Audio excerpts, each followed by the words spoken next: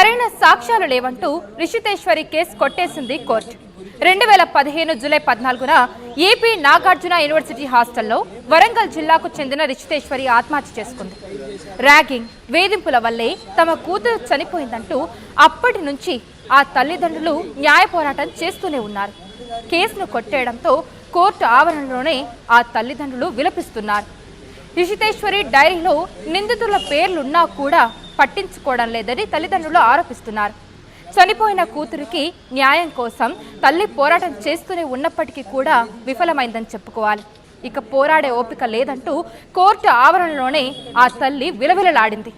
అది చూసిన చుట్టుపక్కల జనాలు కూడా కన్నీరు పెట్టుకున్నారు. మనం చూస్తున్నాం స్క్రీన్ మీద, ఆర్టీవీ స్క్రీన్ మీద ఆ తల్లి ఎంతగా బాధపడుతుంది అనేది. 9 ఏళ్ల నుంచి న్యాయ పోరాటం చేస్తూనే ఉన్నారు. తమ కూతురు ర్యాగింగ్ వల్లనే చనిపోయిందని ఆరోపించినా కూడా తమ కూతురు డైరీలో ఎవరెవరు ర్యాగింగ్ చేసి తనని బాధ పెట్టారో, ఎవరి వల్లైతే తను చనిపోయిందో ఆ పేర్లు డైరీలో ఉన్నప్పటికీ కూడా, నిందితుల పేర్లు ఉన్నప్పటికీ కూడా పట్టించుకోకుండా కోర్టు ఈ కేసుని కొట్టేయడం వాళ్ళని ఎంతగానో కించపరిచిందని చెప్పి ఆ కోర్టు ఆవరణలోనే ఆ తల్లి ఎంతగా విలపిస్తుందో మనం చూడొచ్చు ఆర్టీవీ స్క్రీన్ మీద. ఆ కన్న తల్లి ఎంత బాధపడుతుందో మనం అర్థం చేసుకోవచ్చు. సో దీని మీద మరింత సమాచారం మా రిపోర్టర్ రామారావు అందిస్తారు. అతను అడిగి తెలుసుకుందాం దీని మీద అప్డేట్ ఏంటి అనేది. రామారావు, గత 9 ఏళ్లుగా పోరాటం చేస్తూనే ఉన్నారు ఆ తల్లిదండ్రులు. ఇప్పుడు సడన్ గా కోర్టు ఈ కేసుని కొట్టివేయడం జరిగింది.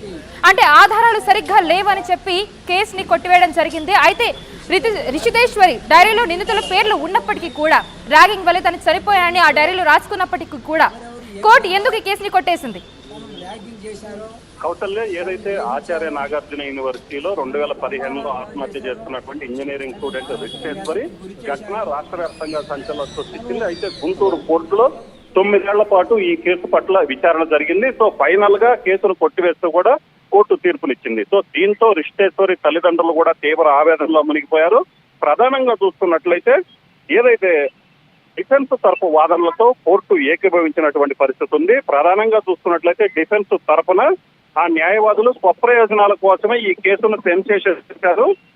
అందుకే రాజకీయ కోణం, కుల సంఘాలతో అమాయకులపై కేసులు పెట్టించారని కూడా డిఫెన్స్ తరపు న్యాయవాదులు వాదించడం జరిగింది. దీంతో పాటు అసలు ముద్దాయిల్ని తప్పించేసి వారిని సాక్షులుగా పెట్టారంటూ కూడా డిఫెన్స్ వారు కోర్టులో వాదించడం జరిగింది. దీంతో పాటు ప్రధానంగా నూకరాజు, జితేంద్ర అనే ఇద్దరు రిషితేశ్వరి చనిపోయే వరకు వేధించారు. వారి పేర్లను తొలగించేసి మెరిట్ స్టూడెంట్స్ ని ఈ కేసులో ఇరికించారు.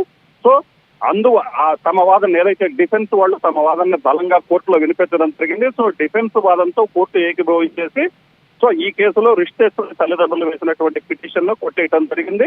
అయితే రిషితేశ్వరి తరఫున వాదించినటువంటి అడ్వకేట్ వైకే కూడా కోర్టు ఇచ్చినటువంటి తీర్పు ఏదైతే ఉందో అది న్యాయ సూత్రాలకి భిన్నంగా ఉందని కూడా ఆయన మాట్లాడటం జరిగింది. రిషితేశ్వరి ఆత్మహత్యకు ప్రేరేపించిన వాళ్ళు ఎవరైతే ఉన్నారో వాళ్ళ పేర్లన్నీ డైరీలో రాసుకున్నాయి. తను ఏ విధంగా వేధింపులకు గురైందో కూడా క్లియర్ గా డైరీలో ఉంది.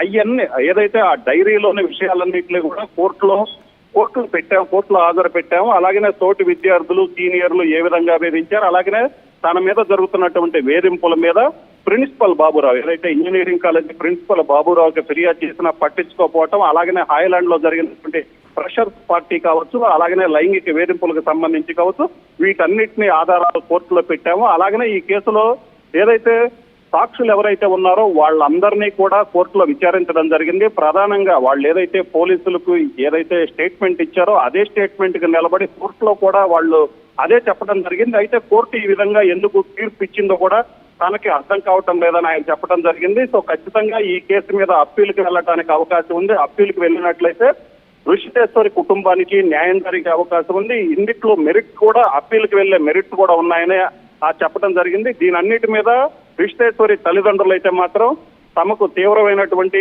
అన్యాయం జరిగింది. ప్రధానంగా చూస్తున్నట్లయితే 9 ఏళ్లుగా పోరాడినప్పటికీ కూడా మాకు న్యాయం జరుగుతుందని భావిస్తే మాకు ఇక్కడ న్యాయం జరగలేదు, ఇక్కడ న్యాయం జరగలేదంటే ఇంకెవరికి న్యాయం జరగదు సో అని ఆవేదన వ్యక్తం చేయడం జరిగింది. అలాగే రిషితేశ్వరి తండ్రి మురళీకృష్ణ కూడా మాట్లాడుతూ రిషితేశ్వరి డైరీలని కోర్టు ఎందుకు పరిగణలోకి తీసుకోలేదో అర్థం కావటం లేదన్నారు. డైరీలో పూర్తి స్థాయిలో వివరాలను ఉన్నప్పటికీ కూడా ఫోరెన్సిక్ ల్యాబ్ కూడా రిషితేశ్వరి డైరీ రాసినట్టు నివేదిక కూడా ఇచ్చింది.